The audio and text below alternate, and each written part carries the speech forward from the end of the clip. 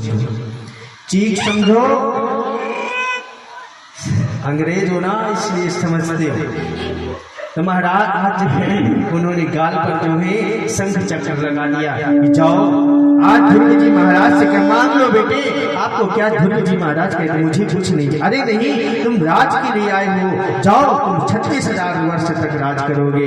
आज ध्रुव जी महाराज को वहां से भगवान ने वर दिया और इधर ध्रुव जी महाराज आए तो वही सुरुचि माँ जिसने दुत्कार करके भगाया था, आज वही सुरुचि माँ आरती की थाली लिए तैयार है महाराज। और जैसे तैयार है तो आज महाराज ध्रुव जी महाराज जैसे पहले उतरे, पहले अपनी मैया सुरुचि को प्रणाम किए, क्योंकि सुरुचि ऐसी बात नहीं बोलती तो ध्रुव जी महाराज नहीं जाते। आज फिर इसके बाद 36,000 वर्ष तक राज किए और राज करने के बाद आज जो है महाराज 36 जब अंत में जाने का समय आ गया तो मृत्यु के ऊपर पैर रख करके विमान में सवार हुए। आज वही ध्रुव जी महाराज पीछे मुड़ करके देखे मेरी माँ, तो आज मैया सुनीति को भी लेकर के गए उसी विमान में। आज ध्रुव जी महाराज आपके सामने ही रहे। ध्रुव जी जानते हो मैया कहाँ है? ध्रुव तारा दिखता है ना, वही ध्रुव जी महाराज 36,000 वर्ष राज करने के बाद फिर महाराज ध्रुव जी महाराज चले गए। फिर महाराज जो दूसरे भाई थे उनका नाम था प्रियव्रत। प्रिय मीन्स यानी अच्छा व्रत मीन्स कोई प्रतिज्ञा कर लेना। प्रियव्रत जो है सोचे कि मैं रात्रि नहीं होने दूंगा, और जो है रात्रि में लोग सोते हैं, सोने से समय वेस्ट होता है, इसलिए प्यारे रात्रि नहीं होने दूंगा। आज उन्होंने जो है तपस्या किया, रात्रि नहीं। फिर ब्रह्मा जी उनको आए समझाने के लिए सूक्ष्म रूप से जो है जैसे वो समझाए। आज मेरी माँ जो है समझने के पश्चात आज जो है ब्रह्मा जी को लगा महाराज लोके सभायाम ब्रजेन भाव। ये रही महाराज मनु और शतरूपा महाराज के 5 बेटियों और बेटियों की कथा। और एक बात मैं आपको हम और बताएं, देखिए कहते हैं कि हमारे यदि भाव है ना प्यारे, जब हमारे भाव है तो भाव से हम भगवान को प्रकट कर सकते हैं, क्योंकि भावे पवित्रेणा और क्षण मात्रेण। यदि आपके भाव पवित्र हैं तो गोविंद क्षण में प्रकट हो जाएंगे। एक व्यक्ति था और वो गया बाजार में छाता लेने के लिए। अब जैसे उसकी मैया ने कहा कि बेटा देखो छाता लेने तो जा रहे हो, लेकिन जो दुकान वाला बोलता है ना वही रेट नहीं दिया जाता, उससे आधा करके रेट दिया जाता है। आज जैसे छाता लेने के लिए सुबह सुबह गए तो आज जो है दुकानदार से भैया एक हमको छाता दिखाया। आज महाराज जैसे उन्होंने छाता दिखाया तो आज महाराज बोले भैया इसका रेट क्या है? बोले महाराज इसका रेट है 16 रुपए। बोले 16 रुपए है तो महाराज में आधा दूंगा, 8 रुपए ले लो। बोले भैया इतने के नहीं पड़ता, 10 रुपए ले लो। ना चलो अच्छा ठीक है 8 रुपए दे दे। बोले अब 8 रुपए, अच्छा 8 रुपए ही रेट, ठीक है मैं 4 रुपए दे दूंगा। अरे महाराज 4 सुबह का मेरा बोनी का समय है और आप यहाँ भाव को भाव, चल ठीक है भैया 4 ही रुपए का, 4 रुपए का नहीं 2 रुपए दे दो, क्योंकि मैया ने कहा कि आधा रेट दिया जाता है।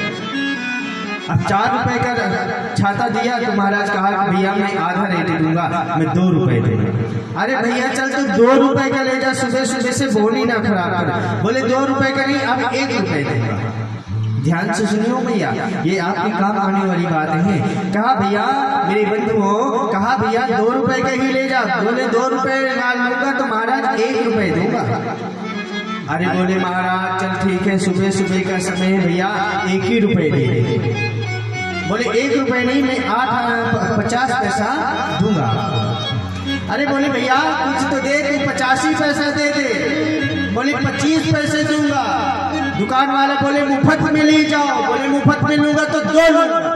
तो प्यारे जब भाव से उसको छाता नहीं मिल सका, तो प्यारे जब आपके अंदर भी भाव नहीं होगा ना तो आपको मेरे गोविंद की प्राप्ति नहीं हो सकती, क्योंकि ये मन है और मन प्यारे बड़ा चंचल होता है और ये हमारा तन है।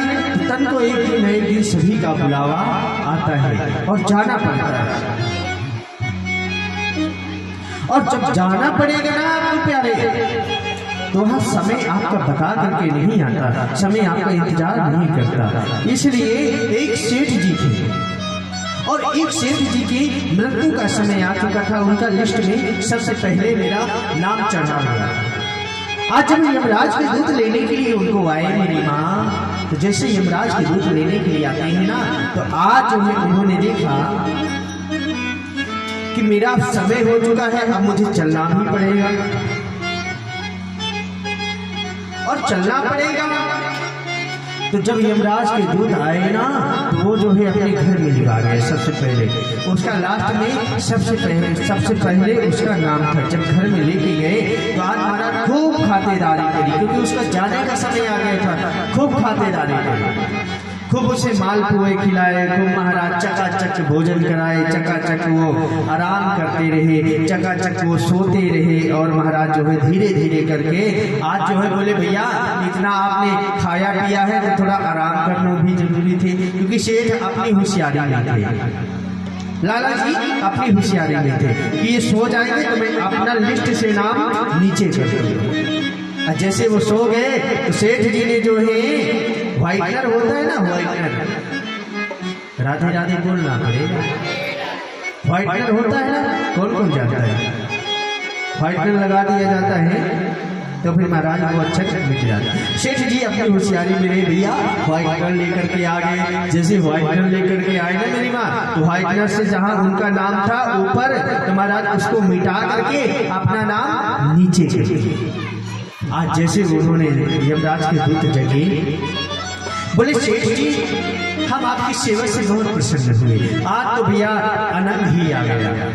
और इतना आनंद आया कि आज तक जो है दुनिया में हमको इतना आनंद की अनुभूति नहीं हुई है। इसलिए आपके घर में हम आज एक काम करेंगे, आपके लिए नियम हम चेंज कर देते हैं।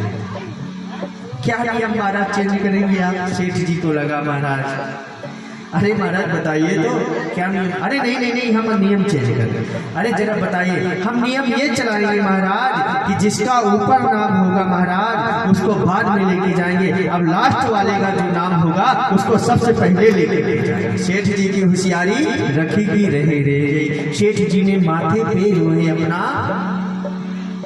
हाथ पटका, हे रे राम मैं ऊपर ही नाम रखता तो ठीक रहता। इसलिए कहीं कहीं हमारी होशियारी भी समझ में नहीं आया। रे मन मुसाफिर जाना पड़ेगा, रे मन मुसाफिर तो जाना पड़ेगा। किराए की क्वार्टर को कब तक संभालोगे? अरे किराए की क्वार्टर को, किराए की क्वार्टर को कब तक संभालोगे? और एक दिन मकान का मालिक तुझे निकालेगा। माँ राधे राधे सुन रही हो? ध्यान से सुनियो। अरे किराए की क्वार्टर को कब तक संभालोगे? एक दिन तुझे मकान का मालिक निकालेगा। किराया भी तुझको ये भरना पड़ेगा, हो किराया भी तुझको भरना पड़ेगा।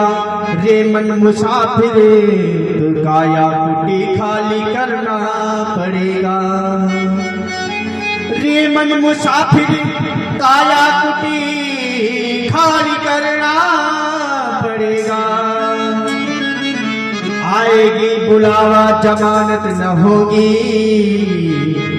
पल्लीगर अमानत न होगी। अरे आएगा बुलावा तो जमानत न होगी, पल्ले में गर अमानत न होगी। एक दिन तुझे टिकट कटवानी पड़ेगी, यम के कोड़े तुझको सहना पड़ेगा। ये झंझटों में भटकट रहेगा, वहां जाकर तुझे हिसाब चुकाना पड़ेगा। रे मन मुसाफिर काया कुटी खाली करना पड़ेगा। रे मन मुसाफिर काया कुटी खाली करना पड़ेगा।